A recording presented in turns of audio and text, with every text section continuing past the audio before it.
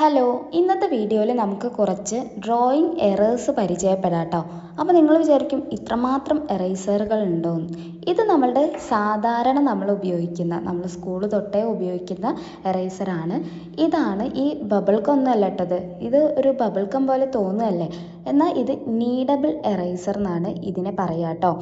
ഈ നീഡബിൾ എറേസർ ഉപയോഗിച്ചിട്ട് നമുക്ക് ഡാർക്ക് വാല്യൂ കൂടുതലായിട്ട് തോന്നുന്ന സ്ഥലങ്ങളിലൊക്കെ ഇത് ഉപയോഗിക്കുകയാണെങ്കിൽ, ഇത് ജസ്റ്റ് ഒന്നിങ്ങനെ പ്രസ് ചെയ്ത് കൊടുക്കുകയാണെങ്കിൽ ആ ഡാർക്കിൻ്റെ ഒരു ഡെപ്ത് കുറയ്ക്കാനായിട്ട് നമുക്ക് സഹായിക്കും കേട്ടോ.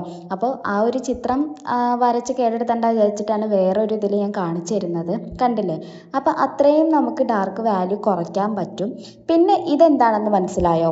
ഇത് നിങ്ങൾ കണ്ടിട്ടുണ്ടോ ഇങ്ങനത്തെ ഒരു എറേസർ? ഇതാണ് പെൻസിൽ എറേസർ കേട്ടോ. അതായത് നമുക്ക് നമ്മുടെ പെൻസിലുകൾ ഉപയോഗിക്കുന്ന പോലെ തന്നെ കംഫർട്ടബിൾ ആയിട്ട് ഈ ഒരു എറേസർ ഉപയോഗിക്കാൻ സാധിക്കും കേട്ടോ. ഇതുപോലെ അതിൻ്റെ ബാക്കിലൊരു ബ്രഷും ഉണ്ട്. ഇതാണ് മോണോസീറോ എറേസർ. നമ്മുടെ പെൻസിൽ എറേസർ പോലെ തന്നെ ഹെൽപ്പായിട്ടുള്ള ഒന്നാണ് മോണോസീറോ എറേസർ എന്ന് പറയുന്നത്.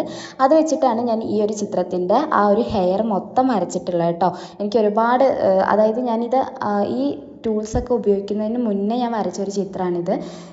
ഈ ടൂൾസൊക്കെ യൂസ് ചെയ്തിട്ട് വരച്ച ചിത്രമാണ് ഈ ഒരു ലാലേട്ടൻ്റെ ചിത്രം എന്ന് പറയുന്നത്. അതിൽ എത്രത്തോളം വ്യത്യാസം ഉണ്ടെന്ന് നിങ്ങൾക്ക് കാണുമ്പോൾ മനസ്സിലാവും.